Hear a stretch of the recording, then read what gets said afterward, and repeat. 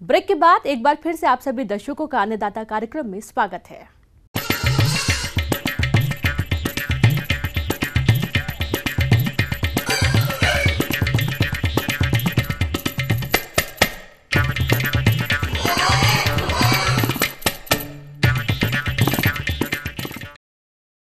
बकरी जिसे गरीब की गाय कहा जाता है, आज इसके पालन से किसान सालाना लाखों की आमदनी कमा रहे हैं। प्रदेश के किसान इसका पालन खेती बाड़ी के साथ कर सकते हैं। आजकल बकरी की ऐसी कई नस्लें हैं जिनसे अधिक मांस और दूध उत्पादन होता है और इन्हें पालने में कोई कठिनाई भी नहीं होती। चलिए बकरी पालन से जुड़ी बातों को जानते हैं जिला मधुबनी के पशु चिकित्सक डॉक्टर मनीष कुमार से।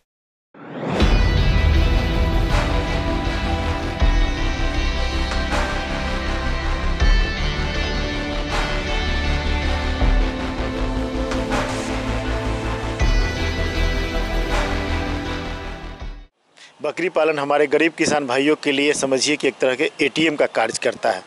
और जिस तरह से किसान खेती पर निर्भर है, खेती से उनको सालों भर आय नहीं प्राप्त होता है, लेकिन बकरी पालने से उनको जब भी किसी तरह की आकस्मिक पैसे की आवश्यकता होती है, वो बकरी बेच के जो है कि उस समय उस आवश्यकता को पूरा करते हैं। खेती और पशु दोनों एक दूसरे के पर्याय हैं। प्रदेश की आजीविका इन्हीं दोनों के इर्द गिर्द अधिकांश घूमती है। खेती कम होने की दशा में लोगों की आजीविका का मुख्य साधन पशुपालन हो जाता है। खेती में पशुपालन एक महत्वपूर्ण अव्यय के रूप में हमेशा से उपयोगी रहा है। आज हम बकरी पालन व्यवसाय की बात कर रहे हैं, जिसके माध्यम से गरीब किसान अपनी किस्मत न सिर्फ सुधार सकते बल्कि चमका भी सकते हैं और उसको थोड़ी सी पूंजी और जानकारी के साथ शुरू कर सकते हैं, क्योंकि इसमें जोखिम बहुत कम होता है। साथ ही यह व्यवसाय अच्छी आमदनी का जरिया साबित हो सकता है। ब्रीड की जहाँ तक बात है, हमारे राज्य के किसानों के लिए सबसे बढ़िया जमुनापारी ब्रीड होगा, जो कि काफ़ी ग्रोथ देता है। जमुनापारी के अलावा बीटल, बर्बरी, ब्लैक बंगाल, सिरोही इत्यादि ब्रीड भी हमारे राज्य में पाए जाते हैं और उनका भी अच्छा ट्रैक रिकॉर्ड है। इस ब्रीड को किसान पालते हैं तो चूँकि हमारी मिट्टी से जुड़ा हुआ है, एडेप्ट कर चुका है, तो बीमार कम पड़ने की संभावना रहती है। रही बात जो है कि देखभाल की, तो आहारीय व्यवस्था की पहले बात कर लेते हैं। बकरी को जनरली हम लोग जानते हैं कि बकरी चरती है और फ्री में सब कुछ उसको मिलता है। फिर भी चरने के समय बकरियों का एक आदत होता है कि वो लंबा, आप देखें वो कभी ध्यान से, तो बकरी ऊंचा चढ़ चढ़ के खाना पसंद करती है। तो हम लोग वैसे छोटा छोटा पेड़ लगाते हैं जिसमें बकरियां जो है कि चढ़ के उनके पत्ते को खाए, और साथ में प्रॉपर और बढ़िया ग्रोथ के लिए हम लोग को उनको चरने के अलावा कुछ सप्लीमेंटेशन दाना भी देना आवश्यक होता है, जो कि हम एक प्रति वयस्क बकरी 250 ग्राम जो है कि दाना मानते हैं। दाना जो है हमारा स्थानीय उपलब्ध है, मक्का, गेहूं या किसी तरह का दलहन और खल्ली मिला के हम लोग सबको मिश्रित करके तैयार कर सकते हैं। हम लोग को ध्यान देना है कि उसमें नमक अवश्य हो, और साथ में जो है कि मिनरल मिक्सचर जो कि आसानी से उपलब्ध है पशु दवाखानों में, वहाँ से आप मिनरल मिक्सचर लेके प्रति बकरी 15 से 20 ग्राम प्रतिदिन देते हैं, तो बकरी का ग्रोथ अच्छा होता है। बकरी फार्म हाउस या बकरी का शेड बनाने के लिए सही जगह का चुनाव करना बेहद अनिवार्य है। बकरी के आवास के लिए हम ऐसी जगह को चुनें जहां बकरियों के चरने की जगह और आसपास का क्षेत्र हरा भरा हो, जिससे हम बकरियों को चराकर उसे हरा चारा उपलब्ध करा सके, और यह जगह शहर से दूर किसी गांव में आसानी से उपलब्ध हो। वहां बिजली की व्यवस्था हो, खाद्य सामग्री की आसान उपलब्धता, परिवहन और पशु चिकित्सा सेवा अच्छी प्रकार से मिल सके। किसान भाइयों, 1 से 2 एकड़ जमीन इस व्यवसाय को शुरू करने के लिए काफी है। बकरी पालन व्यवसाय की शुरुआत 10 बकरी और 2 बकरों के साथ की जा सकती है। घर जब बनाएंगे तो घर का जो है कि बीच का ऊंचाई 12 फीट के आसपास होना चाहिए और किनारों पे कम से कम 7 से 8 फीट होना चाहिए। और प्रयास करेंगे कि ज़मीन जो जहाँ पे घर हम बना रहे हैं वहाँ पे आसपास के ज़मीन से ये कम से कम 2 से 3 फीट ऊंचा हो, एक प्लेटफॉर्म टाइप का हो। बकरियों को देखभाल में सबसे ज़्यादा इम्पोर्टेंट क्या है कि उनसे हम लोगों को बच्चा लेना है, और वो एक बकरी खुद बढ़ेगी, और जब तक बच्चा नहीं होगा तो हमारा जो है कि बकरी पालन सफल नहीं होगा। तो बकरी का अगर खाना संतुलित रहेगा, उसको मिनरल मिक्सचर और नमक दिया जाएगा, तो समय से जिस तरह से गाय हीट में आती है उस तरह से बकरी भी हीट में आती है, और इसका भी साइकिल 21 दिन का होता है। 21 दिन में हीट में आती है। हम उसको प्रॉपर जो है कि बकरे से, अब तो कृत्रिम गर्भाधान बकरियों में भी उपलब्ध हो गया है, शुरू हो गया है, और तो वो भी एक अच्छा तरीका है। तो किसी तरह से बकरी का अगर हम प्रजनन करवा देते हैं 21 दिन में, हीट का पहचान करके, हीट का पीरियड 12 से 36 घंटे का होता है जिसके बीच में हम करवाते हैं। रही बात बीमारियों की, तो बचाव ही सबसे बड़ा उपचार है। तो उस कड़ी में हम देखते हैं कि सबसे पहले बकरी चूँकि घास फूस खाती है, मिट्टी का लगा हुआ सामान हमेशा खाती है, तो हम लोग बकरी का क्या करेंगे कि डिवर्मिंग कृमिनाशक दवा हर 6 महीना में 4 से 6 महीना में एक बार देंगे। और जब भी कृमिनाशक दवा देंगे हम लोग एक लिवर टॉनिक उसको अवश्य देंगे। वैक्सीन है जिससे बकरी में आने वाली बीमारियों से, स्पेशली वायरल बीमारियों से बचा जा सकता है। और सबसे इम्पॉर्टेंट बीमारी है पीपीआर।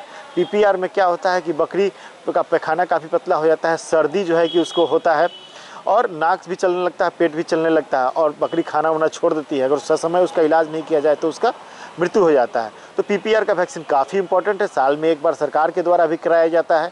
लेकिन जो बड़े बकरी पालक हैं उनका अगर वैक्सीनेशन नहीं हो पाता है, उस समय उनके पास बकरी नहीं है, तो वो अपने स्तर से भी बाजार से लेकर उस वैक्सीन को करवा सकते हैं।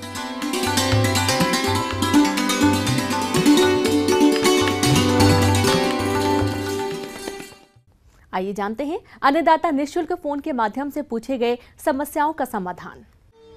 निःशुल्क फोन संपर्क सेवा के माध्यम से कार्यक्रम में आज जो प्रश्न हमने शामिल किया है उसे पूछा है गांव संदेश जिला भोजपुर से गणेश प्रजापति ने। आप ड्रैगन फ्रूट की खेती के बारे में जानकारी चाहते हैं तो गणेश प्रजापति जी, आपकी जानकारी के लिए देखिए कार्यक्रम का यह अंश।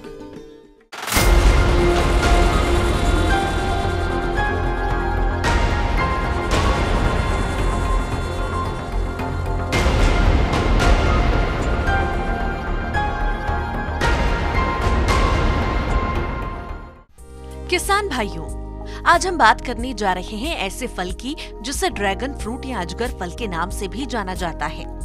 इस फल का सेवन कोलेस्ट्रॉल और रक्तचाप को कम करता है तथा क्रोनिक श्वसन तंत्र की बीमारियों को भी खत्म करता है। इन्हीं भरपूर विशेषताओं वाले इस ड्रैगन फ्रूट ने भारत के किसानों का भी ध्यान अपनी ओर आकर्षित किया है।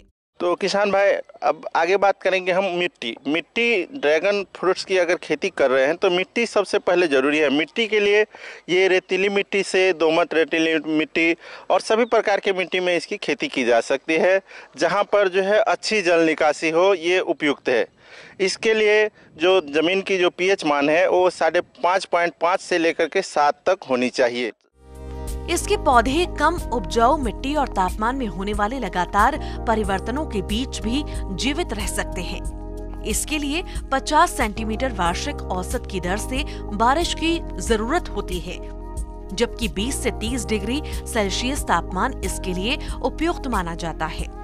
बहुत ज्यादा सूर्य के प्रकाश को इसकी खेती के लिए अच्छा नहीं माना जाता।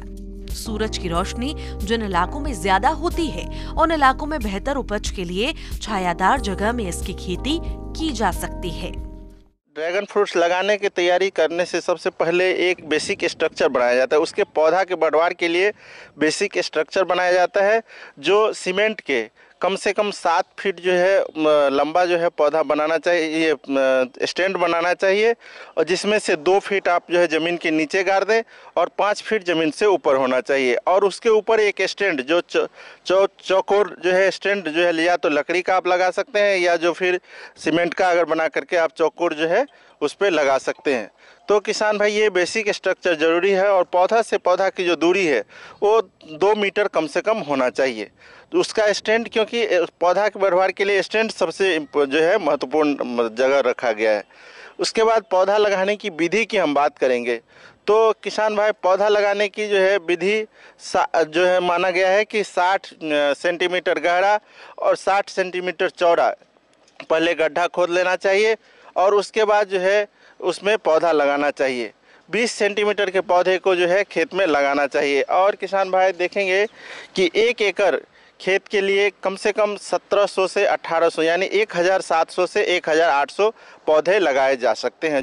और हम बात करेंगे ड्रैगन फ्रूट्स के प्रकार पे। तो किसान भाई, ड्रैगन फ्रूट्स मुख्यतः 3 प्रकार के होते हैं। एक सफ़ेद गुदा वाला ड्रैगन फ्रूट्स, दूसरा लाल गुदा वाला ड्रैगन फ्रूट्स और तीसरा पीला गुदा वाला। जो देखा गया है कि लाल गुदा वाले जो सबसे ज़्यादा लोकप्रिय है, क्योंकि इसका फल लाल दिखने से ही एक मनमोहक भी है और साथ में जो है स्वास्थ्य के दृष्टिकोण से भी देखेंगे तो बहुत ही अच्छा है ये लाल वाले जो है ड्रैगन फ्रूट्स। ड्रैगन फ्रूट की खेती की खासियत यह है कि इसके पौधों में अभी तक किसी तरह की कीट लगने या पौधों में किसी तरह की बीमारी होने का मामला सामने नहीं आया है। ड्रैगन फ्रूट के पौधों 1 साल में ही फल देने लगते हैं। पौधों में मई से जून के महीने में फूल लगते हैं और अगस्त से सितंबर तक फल आते हैं। फूल आने के 1 महीने बाद ड्रैगन फ्रूट को तोड़ा जा सकता है। पौधों में दिसंबर महीने तक फल आते हैं। इस अवधि में एक पेड़ से कम 6 बार फल तोड़ा जा सकता है। किसान भाइयों, कृषि संबंधित समस्या और सुझावों के लिए आप हमें इस पते पर संपर्क कर सकते हैं। प्रोड्यूसर अन्नदाता news 18 Bihar Jharkhand, Ramoji film city Hyderabad 501512। साथ ही आप हमें ईमेल भी कर सकते हैं। हमारा ईमेल है p18annadatabihar@nw18.com। इसके अतिरिक्त आप हमें निःशुल्क हेल्पलाइन नंबर 1800889216 पर सोमवार से शनिवार सुबह 10 बजे से शाम 4 बजे के बीच संपर्क कर सकते हैं। अब समय हो रहा है आपसे विदा लेने का। कल फिर मुलाकात होगी कृषि से जुड़ी महत्वपूर्ण जानकारियों के साथ। नमस्कार।